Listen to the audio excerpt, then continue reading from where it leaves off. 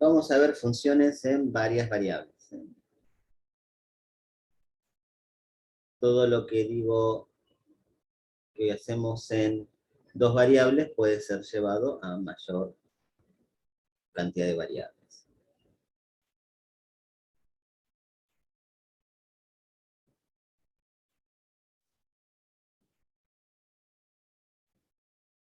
Sea de un conjunto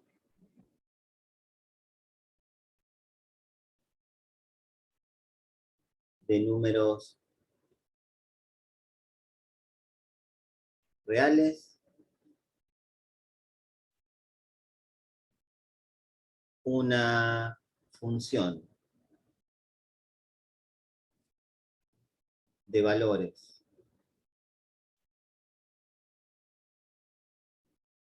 de f en D es una regla que asigna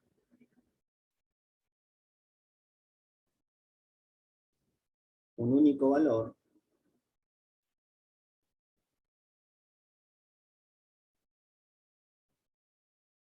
real. Muy parecido, ¿no?, a lo que definimos como función en análisis 1. O sea, omega va a ser igual a una f de x1, x2, x3, hasta x sub n. ¿En dónde?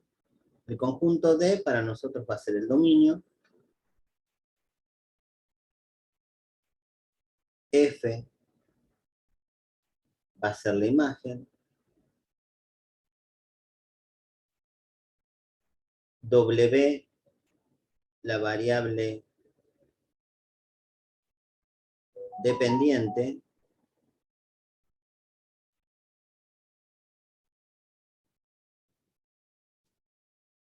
y x1, x2, x3, hasta x sub n van a ser las variables independientes. Algunos ejemplitos podrían ser, a ver, veamos. Una función podría ser y menos x cuadrado y podría calcularle la raíz, ¿no es cierto? Entonces, el dominio de esta función van a ser aquellos valores de x y de y que no hagan negativo la raíz, el argumento de la raíz, o sea que van a ser los y que sean mayores o iguales que x cuadrado, ¿no? Y la imagen va a estar en este caso, que son los valores que va a tomar z, ¿no? Va a ser de 0 a más infinito, porque la raíz de 0 existe. Podríamos tomar otra función, que podría ser 1 sobre x por y. El dominio va a ser todos los x por y que sean distintos de 0, ¿no?, para no anular la división. Y la imagen va a ir desde menos infinito hasta el 0, unión el 0 más infinito. Otro ejemplo podría ser tranquilamente un z que sea igual al seno de x por y, en donde el dominio va a ser todo el plano, ¿no? Cualquier valor de x, cualquier valor de y va a poder ser argumento del seno, pero el seno en la imagen va a estar acotado entre menos 1 y 1 incluidos. No hay muchas diferencias entre las funciones de varias variables y la de una variable real. Lo más complejo que puede llegar a pasar es que cueste establecer algunas condiciones de dominio. ¿Sí? Bien, vamos a ver lo que es un punto interior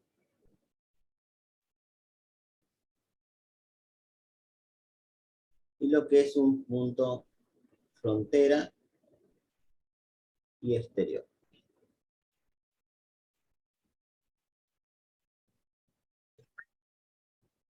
Supongamos que tenemos una región del plano, tenemos un punto, el cual va a ser x0, y0, y tenemos, a ver que me queda más o menos, un entorno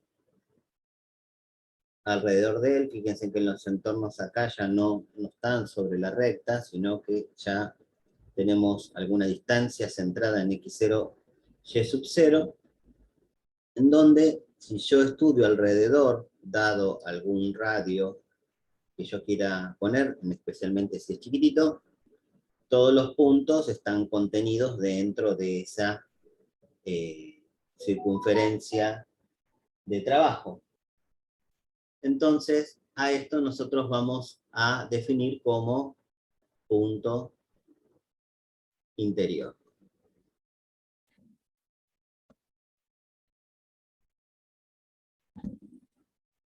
Bien.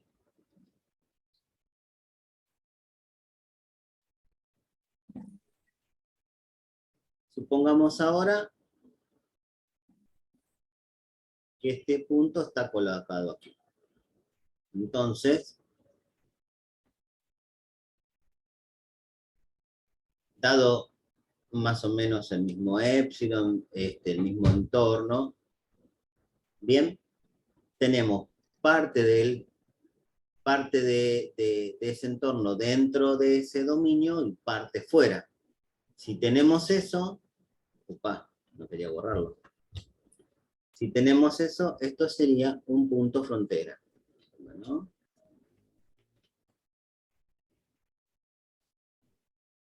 punto frontera.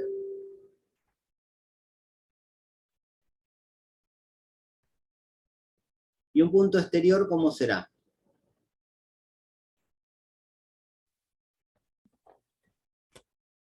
O sea, quedaría fuera. Claro, aquel en donde dado un entorno, no voy a obtener nada dentro de esa región que estoy trabajando. Bien, eso sería un punto frontera. Un punto exterior, digo. Bien. Vamos a hacerlo también porque si no es como que no queda anotado.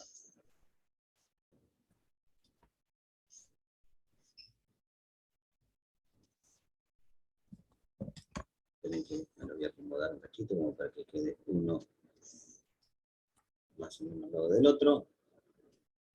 Dijimos que era exterior.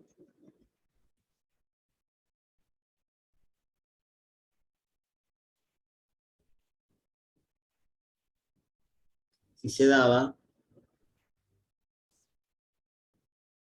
que esto quedaba y bajo un entorno chiquito, no hay ningún punto de la región que esté en ese entorno. ¿Bien? Es trivial, pero no lo es tanto porque cuando nosotros definimos y hablamos de un punto interior, tenemos que tener claro de qué estamos hablando. ¿Mm? Bien. Vamos a dar con otra definición. Una región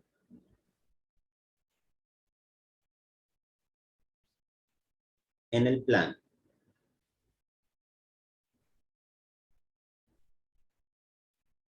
está acotada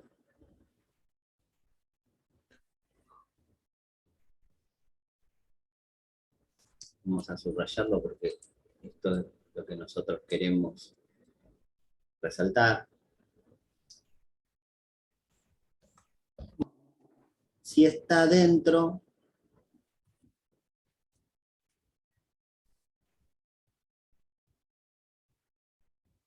de un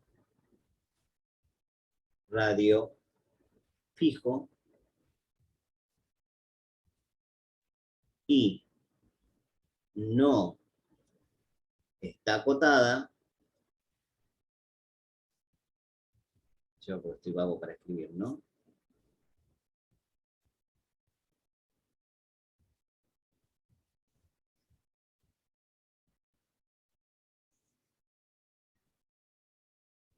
Vamos a resaltar el no. Si no está dentro de un radio fijo, ¿no? Lo contrario. Si no está acotada, sí carece, vamos a ponerlo mejor, sí carece de frontera.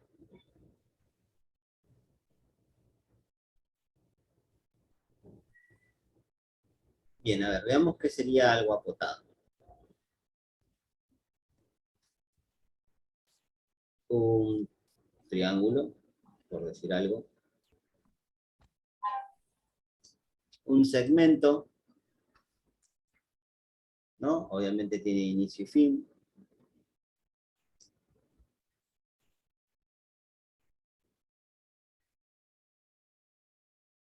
Una circunferencia, sería círculo en este caso, ¿no? Estoy mirando todo lo que está ahí adentro.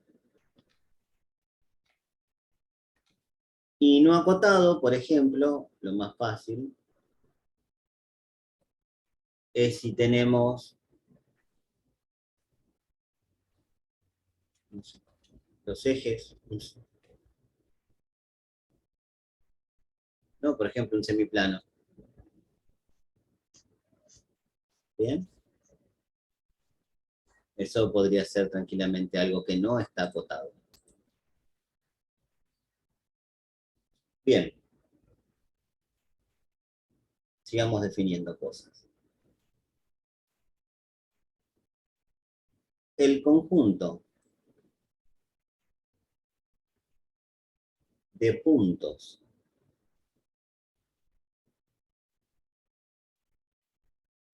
en el plano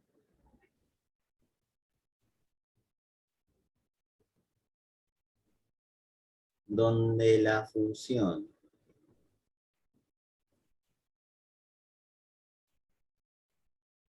f de xy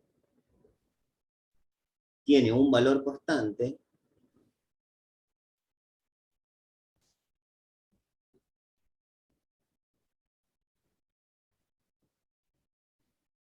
sería una f de xy igual a c, se llama curva de nivel.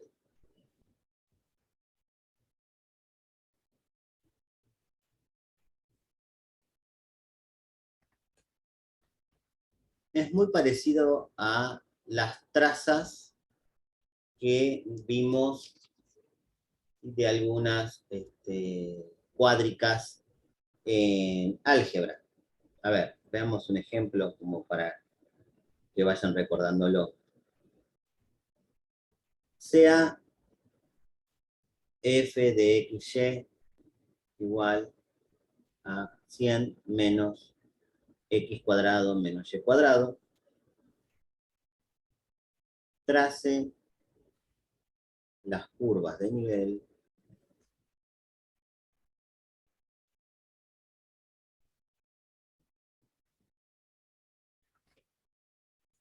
f de xy igual 0, f de xy igual 51 y f de xy igual 75. Entonces, vamos a analizar primero cuando la función se hace 0.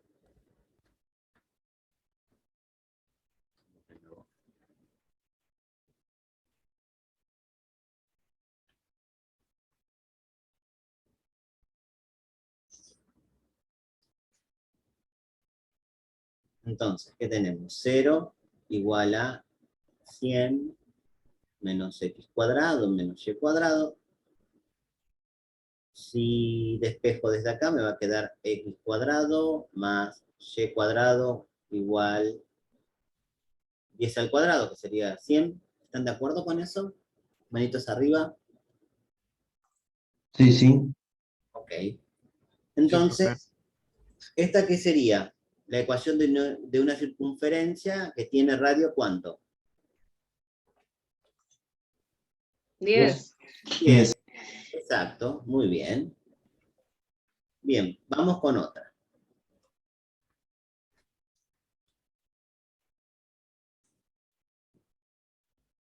Misma idea.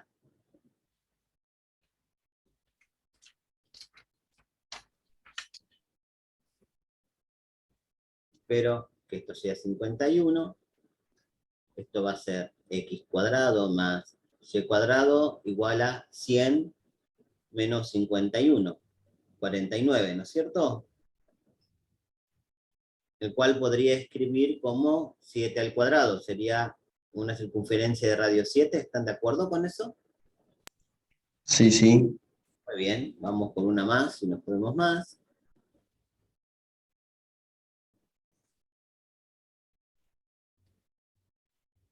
Entonces, vamos a llevarnos ya todo esto aquí y cambiemos lo que necesitamos. Esto es 75. Y esto acá sería 100 menos 75, que sería 25, y sería un radio de 5. 5. Perfecto.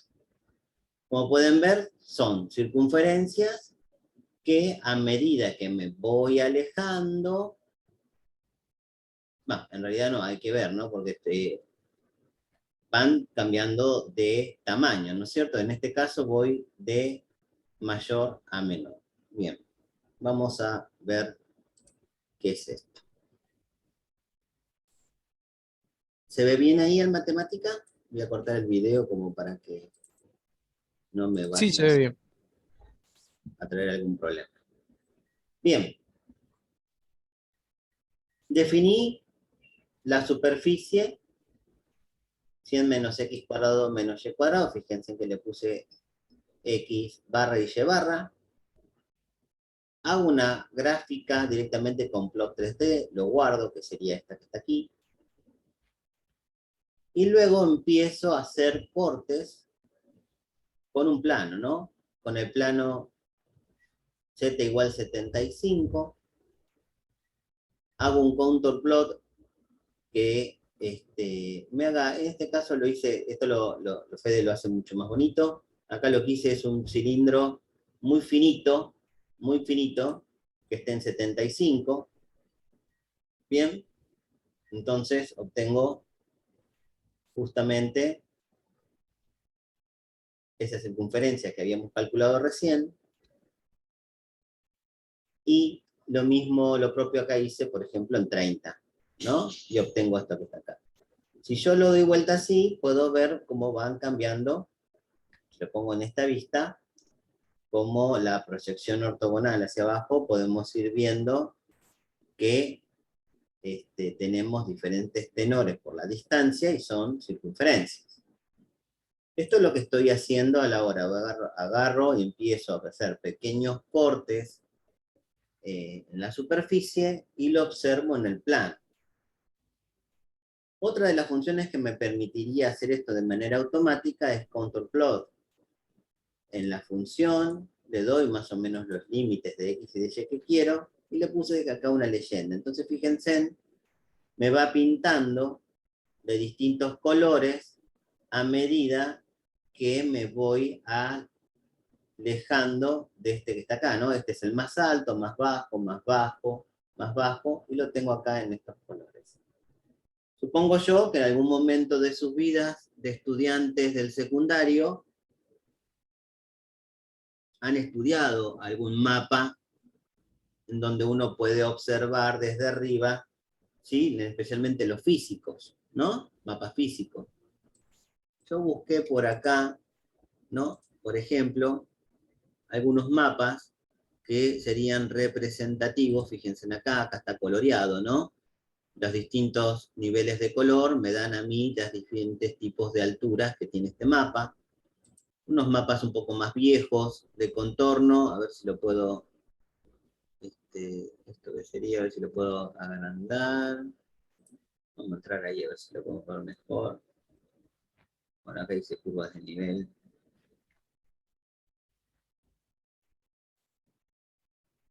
¿No? Algunos software para curvas de nivel. No, no me dio nada que yo quisiera ver. No lo puedo ver mucho más grande. Bueno, no importa. Bien, se entiende la idea, ¿no es cierto? De cuál sería una aplicación práctica, ¿no? Acá tenemos también, ¿no? Acá tenemos otro. Fíjense, tenemos una zona, tenemos los intervalos en metros, la escala, y cómo más o menos algunos puntos importantes me van diciendo a mí los niveles del suelo, ¿no? ¿Cuál es el tipo de irregularidad? 7700, 7725, 7744, y va creciendo, entonces uno puede hacerse una imagen mental de esta superficie a través de una representación de dos dimensiones. En matemática esto sinceramente sería una proyección, o en matemática, esto también es matemática, ¿no? Pero en geometría, especialmente en diferencial, esto sería una proyección ortogonal con respecto a los ejes X, Y. Nada dice que yo no lo puedo hacer con respecto a los otros planos. ¿Okay? Lo hemos hecho en álgebra, cuando trazábamos trazas para tener una primera impresión de cómo es la, ¿cómo puedo decir? La superficie de la cual yo quería representar. ¿Mm? Misma idea, de punto interior, punto frontera, y lo que hemos estado viendo aquí, pero para una función de 3 variables o más.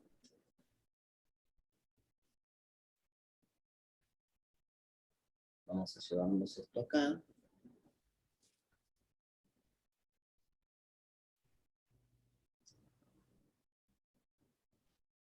A ver si entra.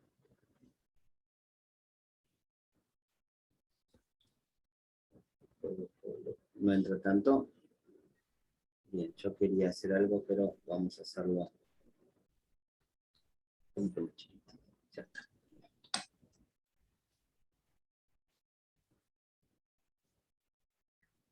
¿Alguna pregunta hasta aquí mientras voy armándome esto? ¿Vamos bien? Sí, sí, total.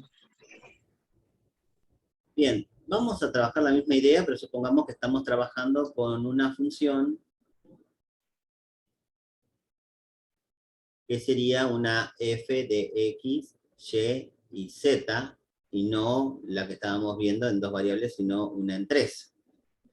Entonces, cuando estamos trabajando en una en 3, lo que uno tiene como dominio ya es una región de una superficie,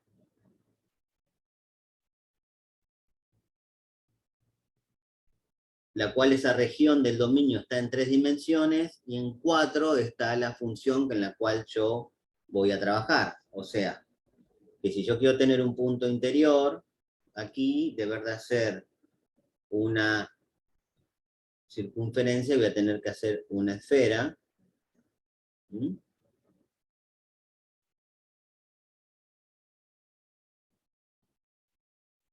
Y todo lo que esté aquí adentro, y dentro de la región, esto va a ser un x0, y0, z sub 0, y esto va a ser un punto interior. ¿Vamos bien?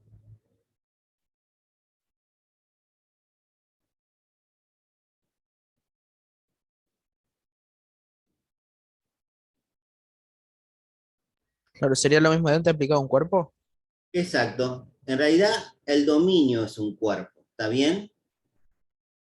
La figura, ¿está bien? La imagen de esa función me estaría haciendo una representación en 4D. Ahora lo vamos a discutir un cachito. Vamos a poner esto, si puedo, en punto frontera.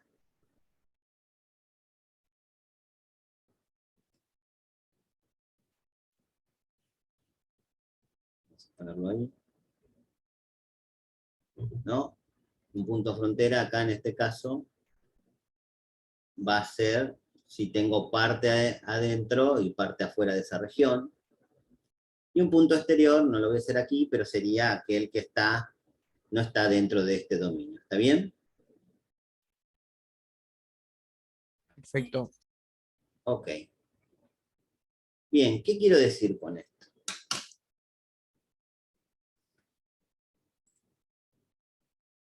Yo lo que puedo armar es una superficie de nivel también, ¿no? Ahora lo vamos a definir. Vamos a definirla primero y luego la miramos. Me quedé sin hoja, vamos para el costado. Vamos a definir. El conjunto de puntos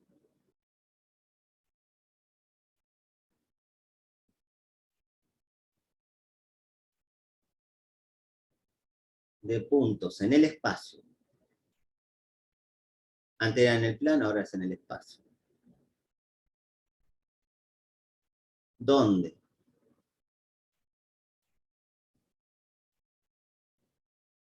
Una función de 3 variables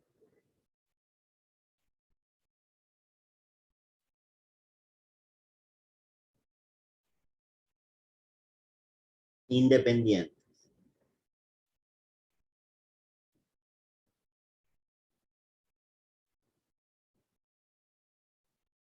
vamos a ponerlo ya entre paréntesis, de esto estoy hablando.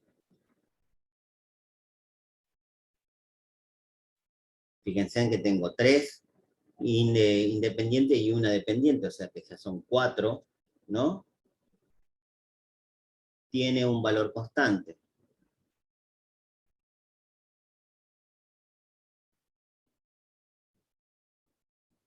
O sea, una f de x, y, z igual a c,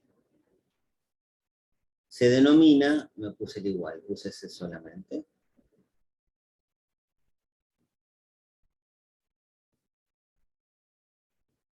denomina superficie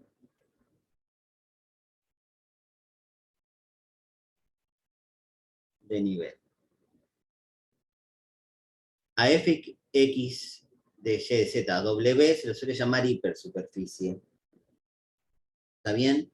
De la misma manera con la cual uno podía tener un objeto tridimensional y bajarlo a una forma bidimensional y también poder leer cuáles son sus cualidades, lo mismo podemos hacer, por ejemplo, con una esfera, una hiperesfera, x cuadrado, y cuadrado, z cuadrado, y puedo hacerle un contour plot, y como pueden ver, acá lo de hacer lo recorta, pero son varias esferas, ¿no? Acá tenemos las porciones que restan de ellas. Que si me refiero a una sola, por ejemplo, puede ser esta, puede ser una más chiquita, y van creciendo, van creciendo, van creciendo. ¿Es posible representar figuras más allá del 3D? Y la respuesta no es fácil, pero sí se puede. A ver, sí, acá Franco parece que se le colgó la imagen. Bueno, quisiera saber quiénes de ustedes hagan pulgar arriba aquellos a los que les gusta la ciencia ficción. Por lo menos Avenger, la 1. Vamos bien, vamos bien. Vamos bien. Bien. Ya no tanto. Bueno, a ver, pues por chat o por todo lo demás. En Avenger, la 1, Loki viene a la Tierra buscando algo. ¿Cómo se llama ese algo que está buscando? Era de color azul. A ver si tengo alguno ahí. Tercer acto. El Tesseract. Muy bien. el tercer acto. Entonces uno dice, bueno, ciencia ficción, el tercer acto no existe. Pero el tercer acto es un objeto matemático que se representa en 3 dimensiones de la cuarta. Vamos a buscar el tercer acto. Tercer acto. Construirlo no es tan fácil. ¿No? Ahí lo tienen. Ahí tienen la forma del tercer acto. Vamos a ver si podemos... Estaría bueno ver un video, pero no de esto, sino de la forma del tercer acto. Bueno, no sé, no lo vamos a tener movimiento. Rotación en 4 dimensiones. A ver. Ahí tienen el tercer acto. Bien. Y tienen unas ciertas particularidades dentro de cómo, fíjense, cuando rota. ¿Sí? Esa representación que ustedes tienen ahí es una representación en 4D, no todas las figuras son tan fáciles de ver. A veces da la sensación a la hora de rotar que entra, que parece que sale de su interior hacia afuera. ¿Mm? El tercer acto, o hipercubo, ¿sí? Es un objeto bastante raro.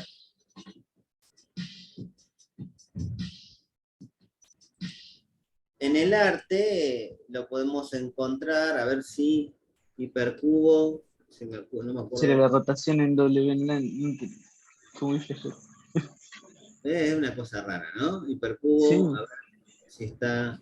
hay una pintura que lo utiliza, el Cristo, ¿no? Ahí lo tienen a Jesús crucificado en un tesseracto.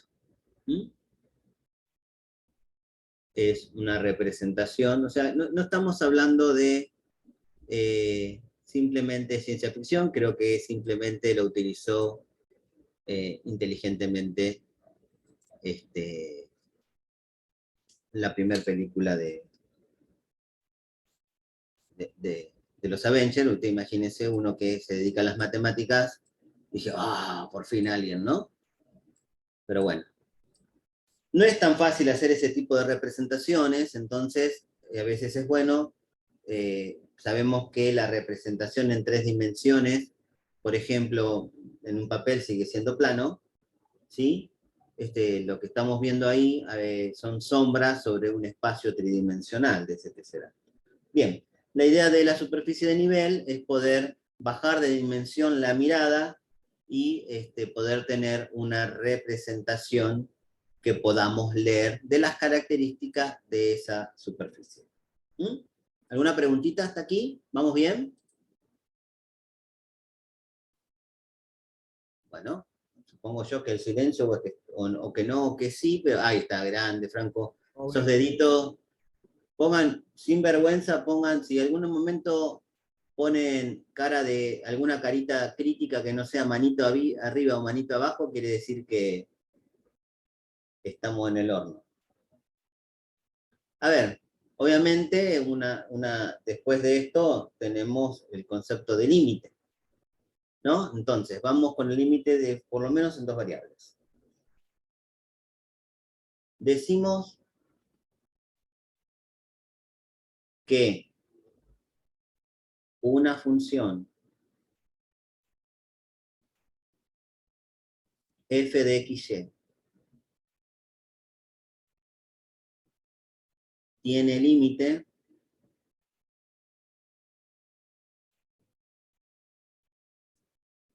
L cuando el punto xy se acerca, tiende a x0, c sub 0, y se escribe así,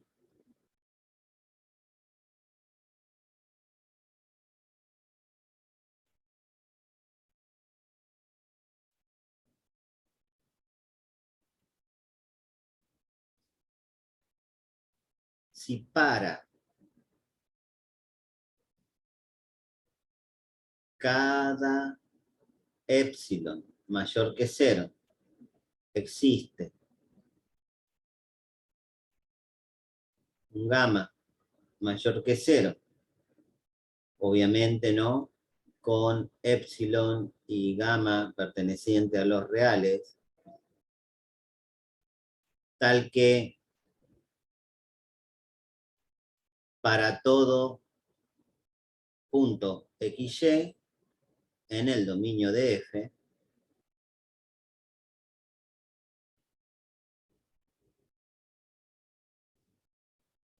puedo armar una distancia entre f de XY menos el límite que sea menor que epsilon, y puedo armar un entorno reducido de la distancia de la función, o sea, que en términos de distancia voy a tener la norma, ¿no es cierto?, entre los puntos.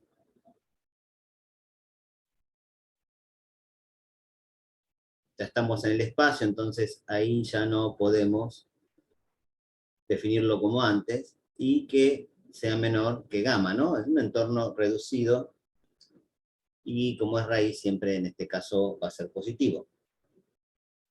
Bien. A partir de aquí ya viene el concepto de continuidad. Una vez que tenemos límite, es interesante saber cuándo una función es continua y cuándo no, ¿no? Una función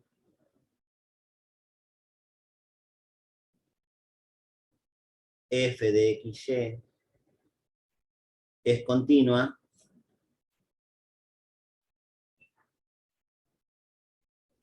en el punto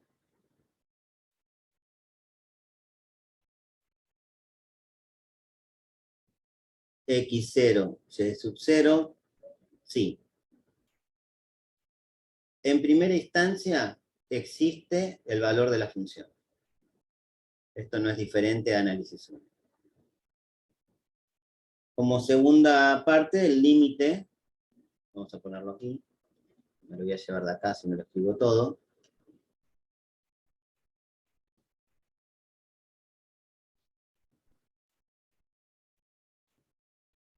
Existe.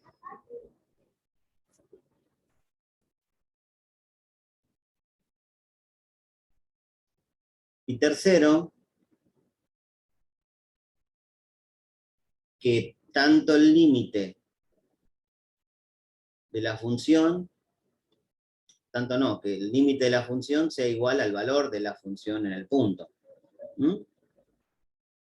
Si se cumplen estas tres cosas, nosotros decimos que la función es continua. Ahora, esto es algo que es fácil, es evaluar la función en el punto, y si la puedo evaluar, existe, y si no la puedo evaluar, no existe. O sea que rompe con estas otras dos. El asunto está acá. ¿Cómo comprobamos que este límite existe? Trabajar con la definición es un poquito complejo. Y no sé si vale tanto el trabajo. Quizás para un matemático sí, pero como el deseo de ustedes es ser ingeniero, me parece que trabajar con el concepto de límite por definición se escapa a las necesidades. Nadie dice que no lo pueden hacer. Pero, ¿qué es lo que se suele hacer? ¿No? ¿Qué se suele hacer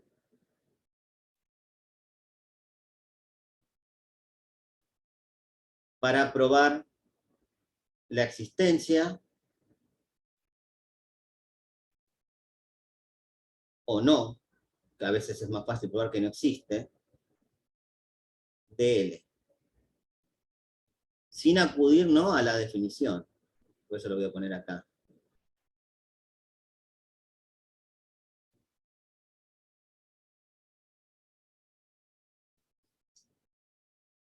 Bien. En primera instancia, se calcula lo que se llama el límite doble o simultáneo.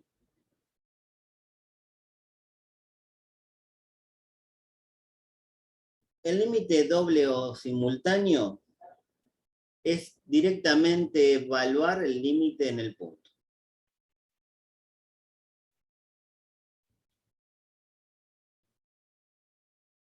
Si evalúo el límite en el punto y me da un valor, él existe.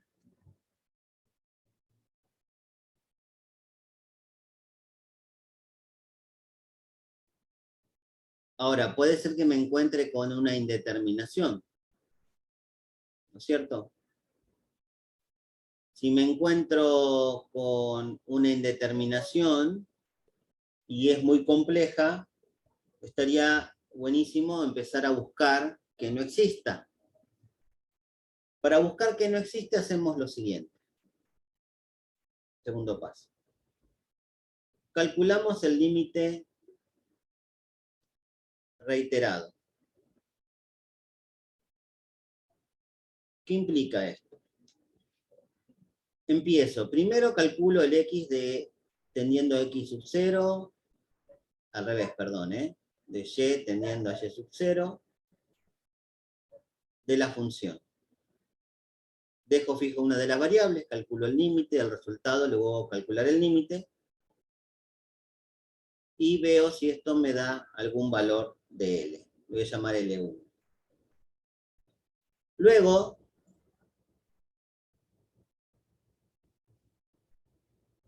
hago el proceso al revés. Primero lo hago con x tendiendo a x0 y luego con y tendiendo a x0, a y0. Y eso me va a dar otro límite. Si los límites son iguales, o sea, si L1 es igual a L2, no puedo decir nada. No estoy buscando eso. Si L1 es distinto a L2, puedo asegurar que no existe.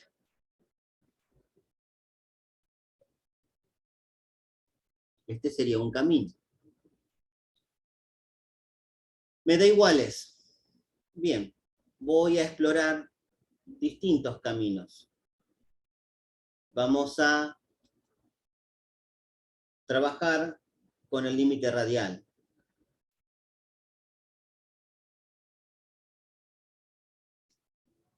Para el límite radial, lo que voy a hacer es fijar a la variable y a través de una recta con pendiente variable. ¿Está bien? De manera tal de obtener una muy buena cantidad de rectas. Entonces, y va a ser igual a m por x menos x0 más y sub 0. Si el límite es en el 0, 0, todo esto queda en mx. Entonces, voy a calcular el límite de x tendiendo a x0 de la función en x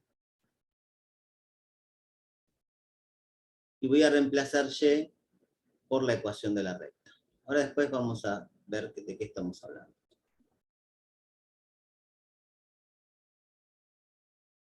Si esto me da un L3,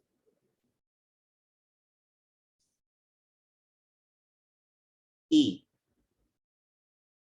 L1 es igual a L2 y es igual a L3, vuelvo a estar en que no puedo decir nada.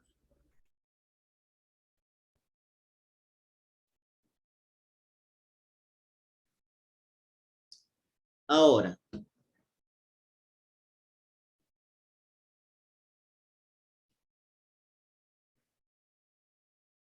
si L1 ya era igual a L2 y me da distinto de L3, no existe.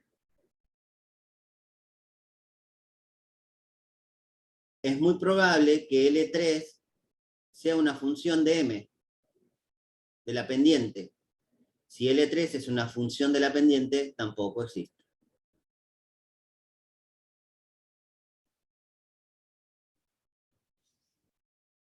Si estoy en el primer caso,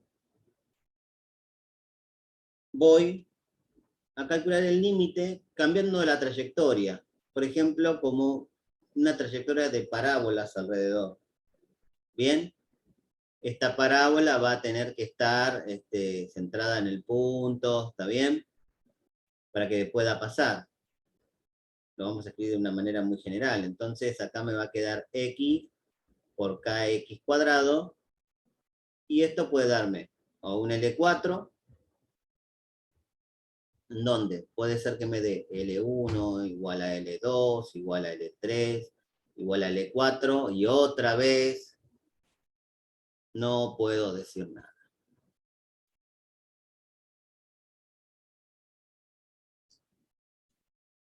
¿Bien? Si me encuentro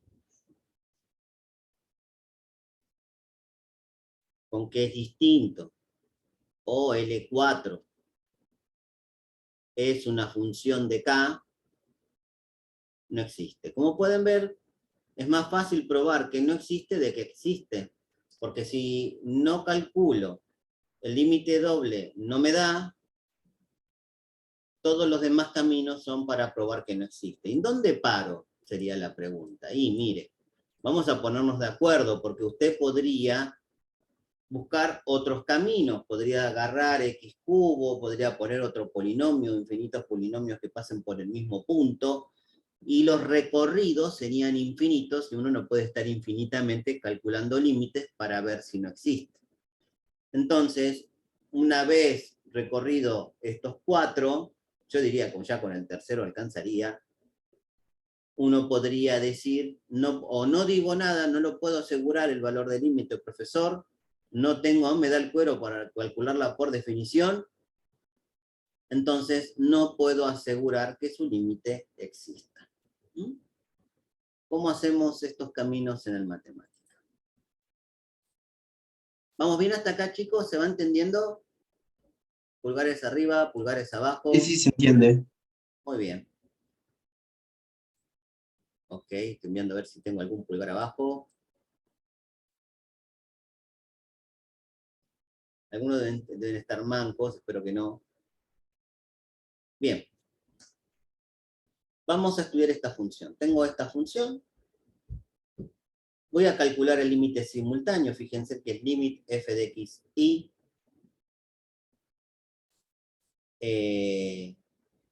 con x tendiendo a 0 y y tendiendo a 0. Me da menos 3. En este caso el límite doble existe, por lo tanto no tengo que dar vueltas. Ya puedo decir que el límite es 3. Y acá lo que hice es la gráfica de la función y ubiqué el punto del límite. Utilicé el gráfico desde point side y el point que vimos la vez pasada.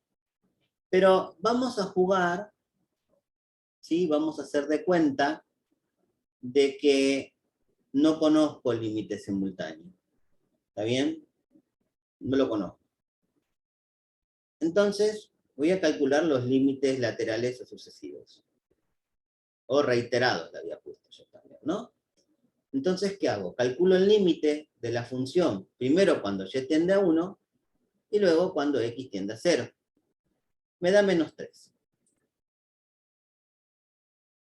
¿Qué es lo que hice acá? Grafiqué, porque lo que acabo de hacer es clavar un plano en la superficie, en donde esté contenido el punto, y lo estudio como si estuviera en análisis 1. ¿Ok? Lo mismo hago dándolo vuelta. Primero con x tendiendo a 0 y luego con y tendiendo a 1. ¿Lo ven? Voy acá, voy acá, calculo su límite, me da menos 3, y digo, wow, y la pucha, los dos son iguales, no me sirve, lo descarto, ¿está bien? Aunque ya sabemos qué es verdadero y qué es menos 3, ¿está bien? Digo, bueno, voy a estudiar el límite radial. Y entonces lo que acabo de hacer acá es escribir la ecuación de algunas rectas que pasan por el punto 0,1. ¿Ven? Yo podía escribir muchas más. Podría barrer todo el plano con esas rectas. Eso es lo bueno que tiene el radial. Con el radial, si bien son todas rectas, yo vengo de algún lado de acá o de acá y termino en este punto, pero estoy barriendo todo el plano con unas de rectas. Entonces estoy barriendo infinitos caminos para poder llegar a uno, pero a través de una línea recta. ¿Se entiende la idea?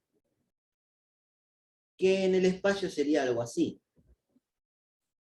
Yo acá estoy en el plano XY, lo mismo que tenemos ahí arriba, pero lo que estoy haciendo es recorriendo distintos lugares. Y acá yo podría tomar distintos valores de la función, por acá, este viene por este lado, y terminan siendo al mismo lugar. Entonces, reemplazo a y con una recta que pase por el punto 0,1, me da esta función. Calculo, fíjense que tenemos a m por todos lados, y cuando calculo el límite de x teniendo 0, me da menos 3. ¿Bien? Si me hubiera quedado acá alguna m, quiere decir que todavía estoy atrapado en las distintas pendientes, y eso sería positivo porque me diría que no existe el límite. ¿Bien? Otros caminos podría haber sido poner acá x al cuadrado. Entonces, cuando llego acá y todo me da iguales, me dice, no, profe, no puedo asegurar la existencia del límite. Y yo digo, bueno, muy bien, perfecto. ¿Probaste con el simultáneo? No, a ver, sí, listo. Me dio, sí, profesor, existe y es menos 3. Pero si no me da a mí acá, o me da algo que no puedo resolver, y me dice, no, profe, no puedo. Realmente las herramientas matemáticas que tengo ya no alcanzan para poder hablar de su existencia. Entonces, ¿qué estamos esperando? Cuando no podemos obtener el límite doble, estamos esperando de que ustedes estén buscando como locos que este límite no existe. ¿Bien? ¿Se entendió? ¿Cuál es la idea? Pulgares arriba. Sí, sí. Bien, vamos. Ok. Vamos al concepto de derivada.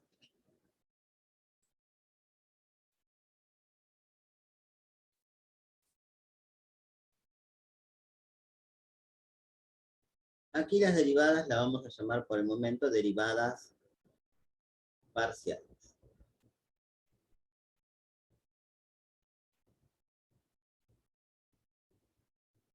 La derivada parcial de f de xy con respecto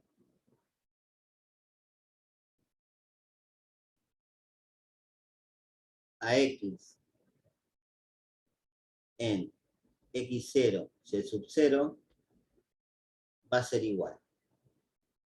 Se escribe de esta manera, hay varias formas, vamos a jugar entre cada una de ellas.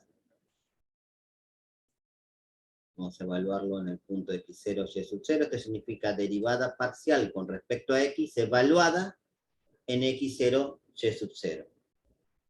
Va a ser el límite de h tendiendo a 0 de f en x0 más h y menos f en x0, me falta y0, y sub 0, todo dividido h.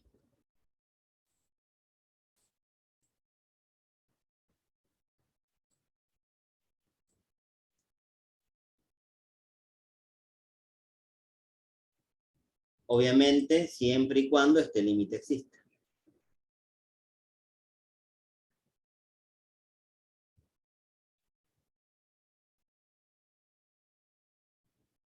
El límite existe.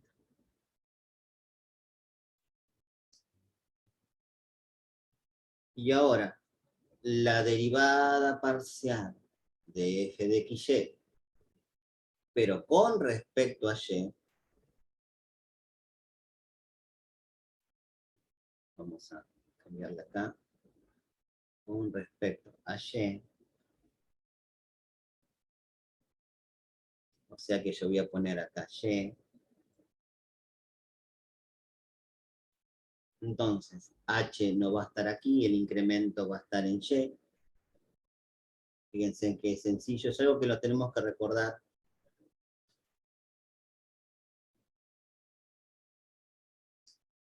Va a ser igual a este límite, y siempre y cuando el límite exista. Esto lo van a tener que recordar nosotros, los que están en la industria automotriz, por lo menos cuando resolvamos ecuaciones diferenciales a derivadas parciales, seguramente Eduardo escriba esto y lo necesite, ¿no? Entonces, va a ser importante que lo recuerden. Una vez obtenidas las derivadas, existen las derivadas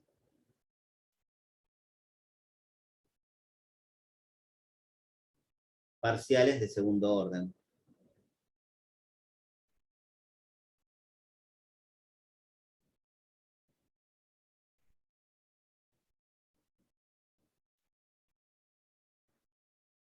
Y estas son, cuando yo derivo f con respecto a x, y la derivo por segunda vez, tengo dos posibilidades, porque es una función también de xy.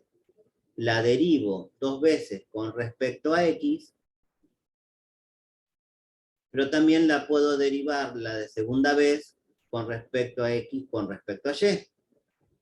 Bien, que esta lo llamamos derivada cruzada.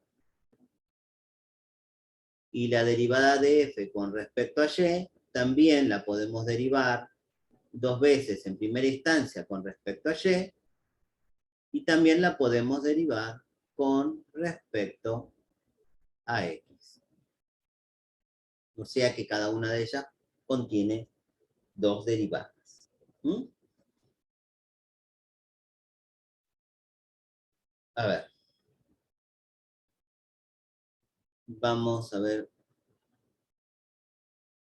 algunas cositas que tenemos de derivadas parciales.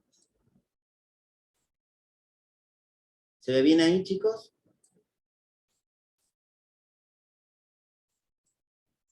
Sí, sí, se ve bien. Sí, se ve. Tenemos una función f de xy, a cual acabo de definir de esta manera. Y porque somos medios jodidos, calculamos la derivada en x por definición. ¿Bien? A ver si...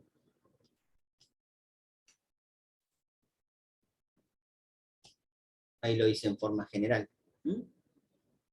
Si la evaluamos, nos da 0. De la misma manera, si el cociente lo pongo, incremental lo pongo del otro lado, en y.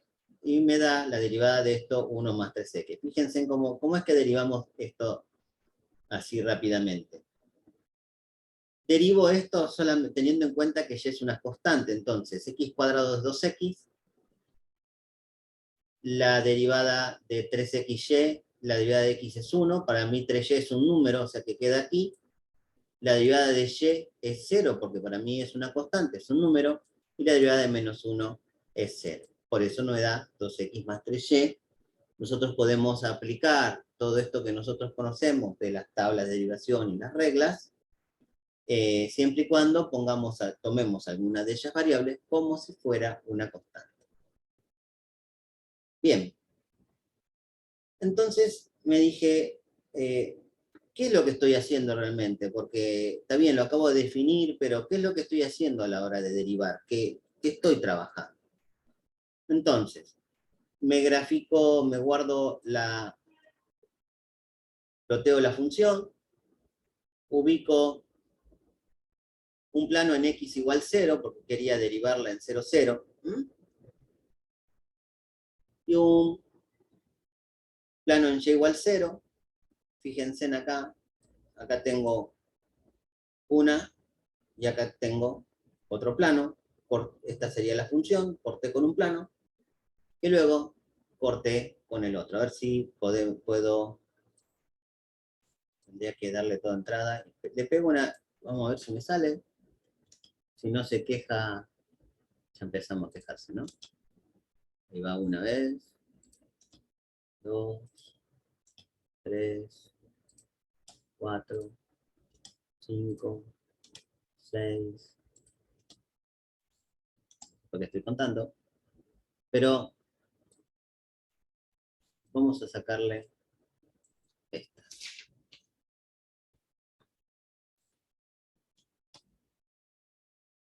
Bien, ahí simplemente dejé los dos planos. Uno, el plano con el cual está cortando en cero, el otro plano y la superficie. Fíjense que obviamente hay partes de intersección. Las curvas de intersección, lo que estoy haciendo es simplemente parametrizarlas de alguna manera tal que aparezcan, ¿no? Y ahí las tenemos.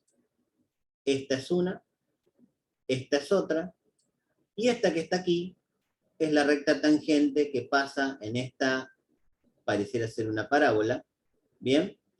Aquí, y la otra prácticamente está coincidiendo con la intersección. Entonces, ¿qué es lo que estoy haciendo? Corto con un plano, obtengo una curva con ese corte del plano en la superficie, y derivo en esa curva. Lo propio hago con el otro corte. ¿Bien? Y ustedes me podrán decir, está bien, sí, profe, está bueno, es una buena herramienta, pero yo podría cortar, solamente voy a cortar con dos planos. Yo no podría cortar con otros infinitos planos de la misma manera con el límite que nosotros estábamos dando vueltas alrededor. Y la respuesta sería sí, lo vamos a ver más adelante. ¿Sí? Podemos trabajar en todas aquellas curvas y podemos hacer esas derivadas que tanto necesitamos trabajar. Bien. Con respecto también a cómo se derivan en matemática, trabajo acá una función, la derivo con respecto a x, o la derivo con respecto a y, y obtengo las derivadas parciales. Si trabajo las derivadas parciales de segundo orden,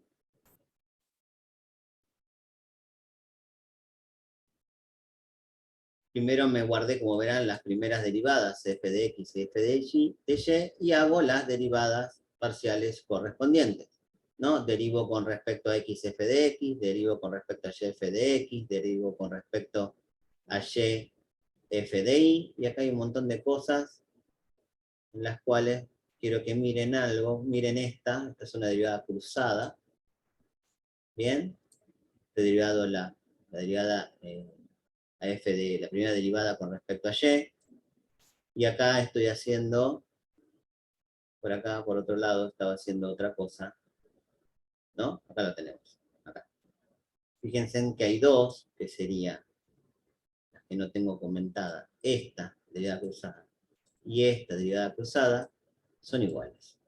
Esta es una de las propiedades que tenemos, y eso nos va a permitir a nosotros hablar sobre un teorema que se llama teorema de Clairaut. No lo vamos a demostrar porque es larguito para hacerlo, pero sí es muy importante que se sepa.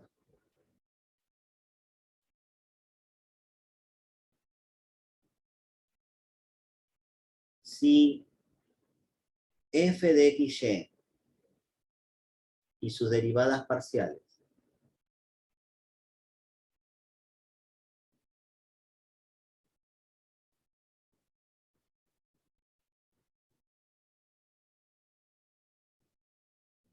acá la voy a escribir de esta manera, ¿eh? La derivada parcial con respecto a x, esta es una forma reducida. La derivada parcial con respecto a y. La derivada parcial de x con respecto a y. La derivada parcial de y con respecto a x. Están definidas. Es una notación anglosajona. Definidas en una región abierta a B, y todas son continuas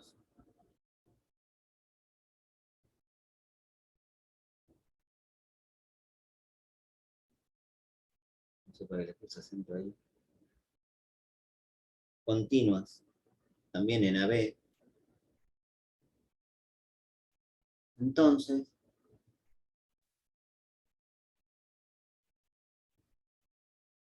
las derivadas cruzadas f de xy en el punto AB es igual a la de ix en AB. Entonces, cuando uno pregunta las derivadas cruzadas de una función en un entorno son iguales, ustedes tienen que decir qué cosa. ¿Qué dirían? Que no, que sí, por supuesto, ni loco. Que sí. Que sí. ¿Está bien? Tenemos un teorema, que es el teorema de Claude, que nos dice que sí. Que las derivadas cruzadas parciales, ¿no? En una región abierta, y si todas son continuas, tienen que ser iguales. ¿Bien? Vamos ahora con el teorema del incremento. Vamos con algunas cosas que provienen del análisis 1, ¿no? Cuando hablamos de incremento y la diferencial, así que vamos a ver cómo es esto en el espacio, ¿no? Sea f de xy perteneciente a una región que contiene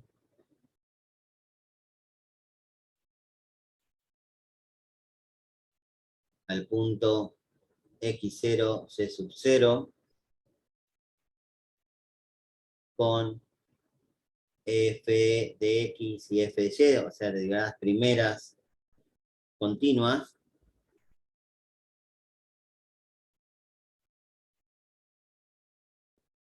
en x0 sub 0. Estas cosas siempre hay que tenerlas en claro porque puede ser que uno siempre esté corto con la definición. Decimos que el incremento de z es igual a f en x0 más delta x, y0 más delta y, menos f en x0 y sub 0. El equivalente, ¿no?, a f en x0 más h menos f en x. ¿Bien? De una variable. Pero si utilizamos las derivadas parciales, nosotros podemos decir que esto va a ser la derivada parcial en x, evaluada en x0, y sub 0, por el delta x, más la derivada parcial en y, en x0, y sub 0, por el delta y, más, si quiero que sean iguales, un epsilon por delta x, epsilon 1, más un epsilon 2 por delta y.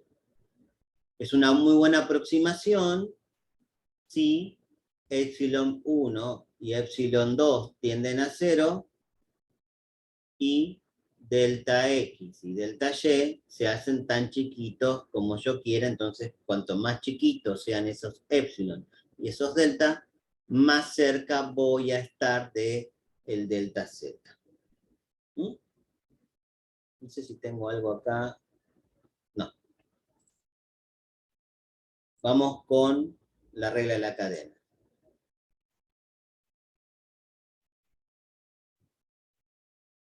¿Alguna preguntita, chicos, hasta acá? ¿Vamos bien? Vamos bien. Bien, manitos arriba. Impecable. Ok. Perfecto. Carita de tristeza. Carita de ¿qué hago aquí? ¿No hay de esas? Buenísimo. Bien. Si W es una función de f de xy, y esta es derivable,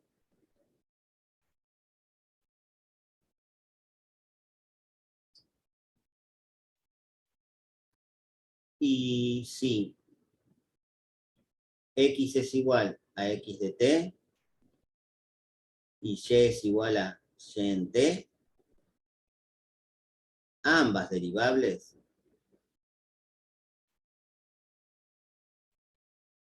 los tengo que correr, que los tengo ahí ustedes. Derivable.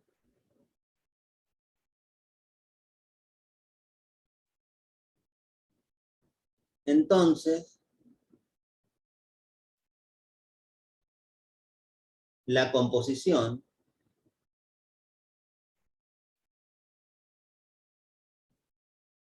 está dada por f de x en t y y en t. O sea, acá el dominio está gobernado por una tercera variable.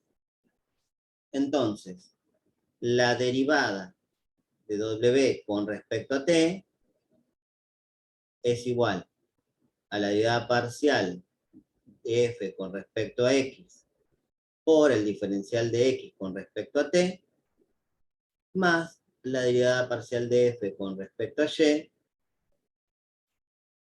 por el diferencial de y con respecto a t. ¿Bien?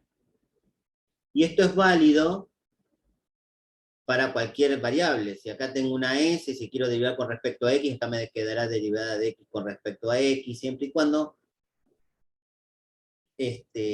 sepamos que es una función compuesta o la tomemos como una función compuesta. A veces, lo que se suele hacer como regla memotécnica es armar un rombo. Yo tengo acá w, que es una función de xy. Acá tengo, esa sería la variable dependiente. Acá tengo otras dos variables que son dependientes, ¿no? X y y. Y acá la variable independiente t. ¿No? Si bien, espera, quiero borrar. Bueno, hasta que no me quiere dejar borrar, algo toqué. No me quiere. Bueno, no importa. Yo te borro igual.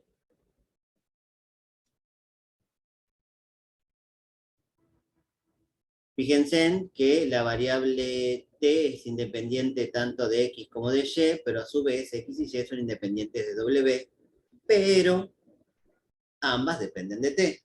Es un trabalengua, ¿no? Entonces, nosotros lo que estamos queriendo hacer en primera instancia es derivar con respecto a la vertical. Yo quiero llegar a la derivada de w con respecto a t. Entonces, lo que hago es unir todos los puntos.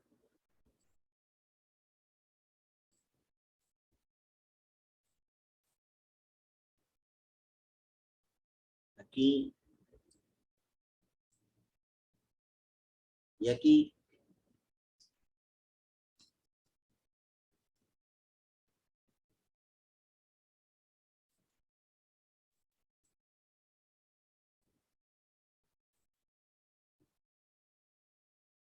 Aquí. Y aquí.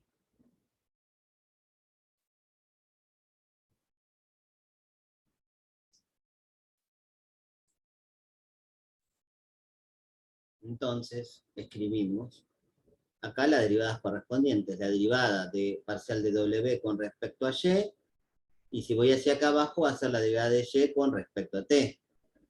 Y acá voy a tener la derivada parcial de w con respecto a x, y acá la derivada de x con respecto a t. Y entonces de esa manera tengo armada la regla de la cadena para funciones, por ejemplo, que tengan mayor cantidad de variables. A ver qué tenemos acá con la regla de la cadena.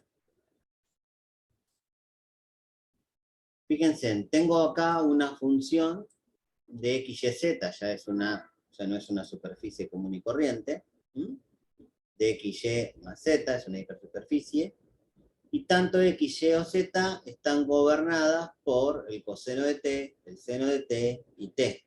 Fíjense en que todas ellas son funciones. Que si lo reemplazo en la función original, termina siendo una función que está predominante en T. Entonces, para hacerlo aquí, lo que puedo hacer es, la derivo directamente con respecto a T y obtengo esto, o aplico las diferentes derivadas parciales en cada una de ellas. No es nada del otro mundo, es algo fácilmente y rápido de calcular con el matemática. Y ahora vamos con la derivación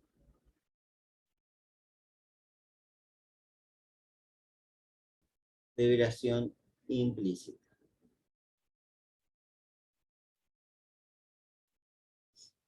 Bien. ¿Se acuerdan de análisis 1? Pongan deditos arriba o digan sí o no, cuando derivaban implícitamente. Sí, lo Sí. Bien. Si uno anda canchero derivando, a veces cuando aparece toda una ecuación y es difícil de despejar, es mucho más rápido e interesante derivar en forma implícita. ¿Vamos bien? Ahora, teniendo las herramientas de las derivadas parciales, uno puede potenciar ese tipo de derivadas que habíamos visto en análisis 1, porque tiene las herramientas de las derivadas parciales. Entonces, en primera instancia, vamos a trabajar con la función f de xy, ¿no? Y vamos a decir que es derivable.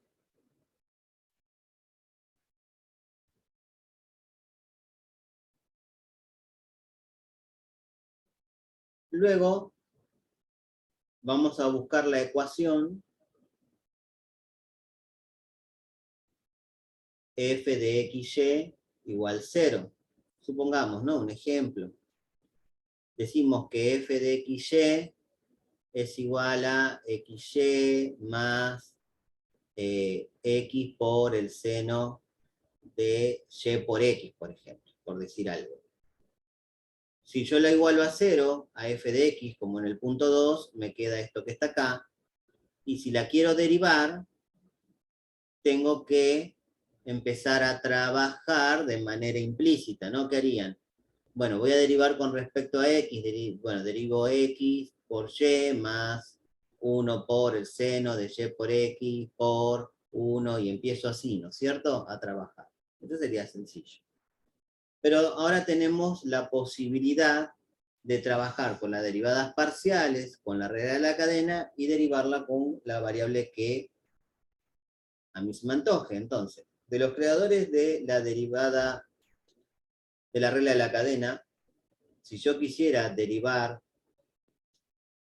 w con respecto a x, por ejemplo, esto sería la derivada de f con respecto a x, y como estoy en x, esto quedaría diferencial de x con respecto a x, más la derivada de la función parcial con respecto a y, por la derivada de x con respecto a y, de y con respecto a x, perdón. Bueno, está borrando, algo hice con la goma.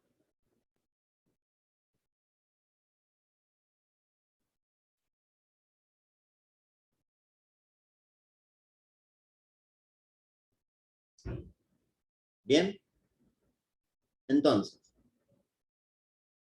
nosotros sabemos que la derivada de w con respecto a esto, a x, va a ser 0, entonces me va a quedar 0 igual a esto que está aquí,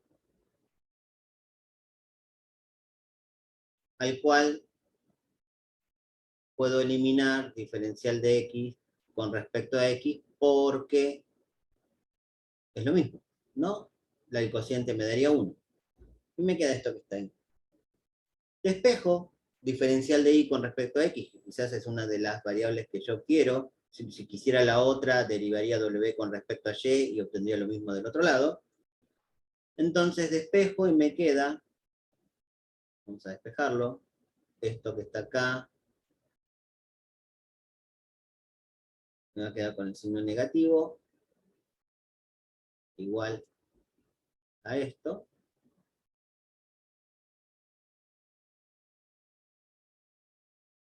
Y esto que está acá, esto lo paso,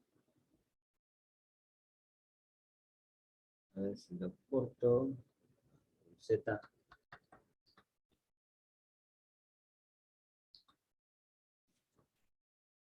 Lo paso dividiendo. ¿Sí? Estoy bien a la primaria, ¿no? Con propiedades pasativas.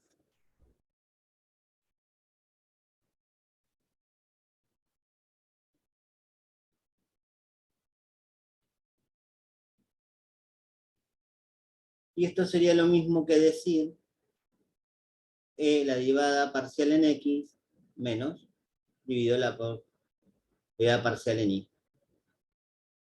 Y entonces rápidamente podríamos obtener la derivación implícita. A ver, veámoslo en el ejemplo. F de X sería la derivada parcial con respecto a X de la función XY. Entonces acá me queda Y más la derivada de X es 1 por el seno de Y por X más X por la derivada del seno, que es el coseno, por Y por X, por la derivada, ¿no? De X, de YX, que es Y. ¿Estamos bien? Derivo F en Y. Entonces acá me queda X más X por el C, la derivada del... Ahí. Bueno.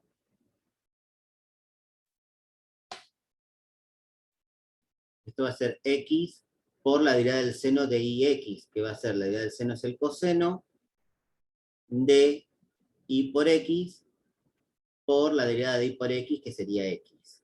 Entonces, si digo diferencial de Y sobre diferencial de X, va a ser el cociente menos el cociente de estas dos funciones.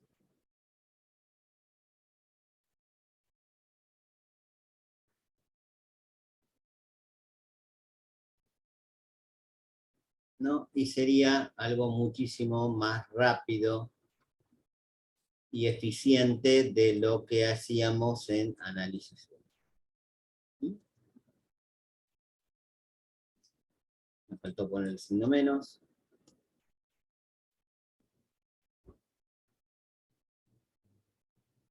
¿Cómo hacemos esto en el matemático? Bien. Quiero derivar esto de manera implícita. Escribo la función, la derivo con respecto a X, obtengo esto que está aquí. La derivo con respecto a Y obtengo esto que está aquí. Y luego hago el cociente. Lo cual ya derivamos de manera implícita todo lo que estuvimos haciendo. ¿Bien? Bueno, por hoy creo que la teoría ya la tenemos. La clase que viene lo que vamos a ver es... Vamos a ver, lo tenemos acá, porque hoy vamos a tener la sesión. ¿Sí? Cubrimos todos estos temas. Mañana cubrimos estos que están acá. Entonces hoy nos quedamos con... Ayer le dimos duro y parejo. Hoy vamos a descansar un poquito más. ¿Cómo me siguieron hasta aquí? ¿Está todo en orden? ¿Se entiende? Sí, bastante. Sí, súper. Bien, voy a pausar la grabación. Vamos a seguir grabando. Ahí está. Bien. Contanos. Sí, acá en el 6C, el resultado que da no lo supe interpretar. Bien. Y dos formas diferentes. Bien, vamos a buscar por qué es hipergeométrico eso. A ver. Sí, igual ese me parece que lo voy a sacar porque se ve que lo resolví mal No, y debe muy ser, complicado ya para hacerlo, pero bueno, si querés igual lo planteamos. quizá A lo mí que me quedó lo que, igual. Y al final le puse un barra n para que me tire un número, digamos. y te lo tiró. Sí. A ver, ponele /n mayúscula. Porque lo está dando bien, perfecto. Listo. Ahí Ahí va, está. Genial. ahí va, Ok. bueno, Muy, muy bien. No sé quién contestó, pero muy bien. genial.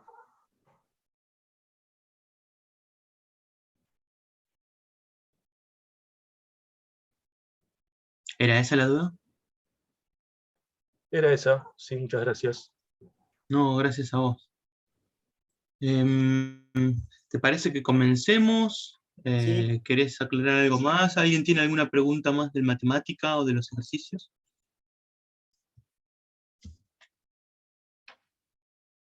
Si no, comienzo. dale, comienza tranquilo. Ok, ahí va. Si escuchan llantos como si estuvieran torturando a un bebé, no me denuncien, es que están bañando al bebé, ¿sí? Así que les aviso porque probablemente escuchen como si estuvieran matando a un chico y lo están bañando nada más. Esa es la parte Em, divertida. claro, les aviso porque muy probablemente se escuche y quede grabado y esas cosas. No pasa Bueno, nada. esta es la pinta de la guía 2. Con esto vamos a trabajar hoy y mañana. Abarca todo lo que es límites, derivadas en varias variables, y después mañana lo vamos a usar para extremos, multiplicadores de Lagrange y algo de Taylor en varias variables. Em, bueno, si les parece vamos a comenzar. El primer ejercicio es como para ir retomando lo que son funciones en varias variables y definir algo que muchas veces uno necesita para conocer las funciones que son dominio de imagen. En este caso en particular, concentramos la atención en el dominio de las funciones, ¿sí? En estos casos, ¿sí? Uno lo que tiene que buscar es dónde estas funciones tienen inconvenientes o dónde no estarían definidas, ¿sí? En el primero, ¿cuál les parece que sería el dominio? Yo tengo en mi ejercicio 1, antes de graficarlo en matemática, pensémoslo juntos. Si tengo la raíz cuadrada de esto que está acá. Todos los valores ¿Dónde tendría positivos. inconveniente? ¿Cómo? Perdón, Que te el dominio interrumpí. sería los valores mayor o igual a 0. Ah, Yo lo que tengo que plantear es esto de acá. Cuando esto es mayor o mayor o igual. Mayor o igual. Bien. Entonces, ¿esto qué sería? Geométricamente pensando en lo que vimos en cónicas en álgebra. Una circunferencia. Exactamente. Esto es una circunferencia de radio ¿cuánto?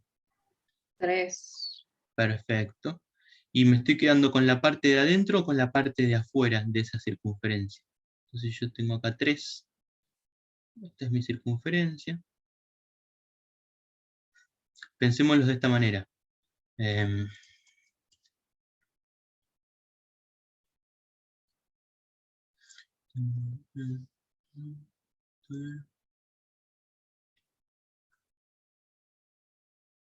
me estoy quedando con del radio de la circunferencia de la parte de adentro o la parte de afuera. ¿La de adentro?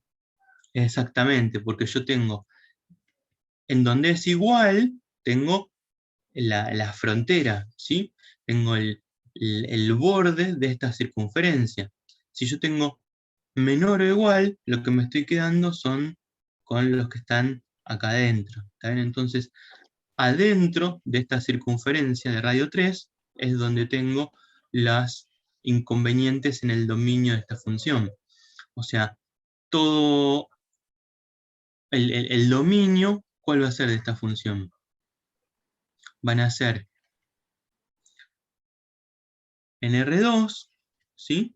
Pero todos los que estén por fuera de la circunferencia de radio 3. O pensándolo como, esto es en R2, sí. ¿Cómo sería eso? ¿Cómo lo escribo?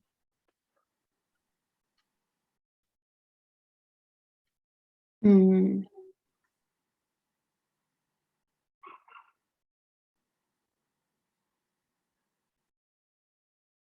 ¿Está bien? ¿Hay alguna manera de escribir esto en polares? Yo podría hacer también como una segunda alternativa, si yo planteo que X es R coseno tita, e Y es R seno tita, ¿sí? Podrían ser todo R2, excepto donde R sea menor o igual que 3. También sería el sector adentro de esa circunferencia de radio 3, ¿sí? Donde no tengo definida la función. Y fíjense que el B es una leve modificación de este es el A.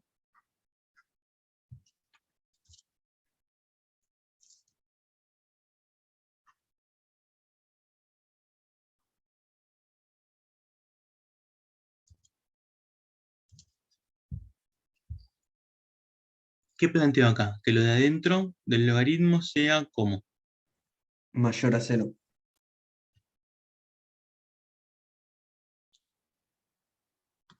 mayor nada más. Sí. Ok. Entonces, ¿cuál va a ser la diferencia con respecto al anterior?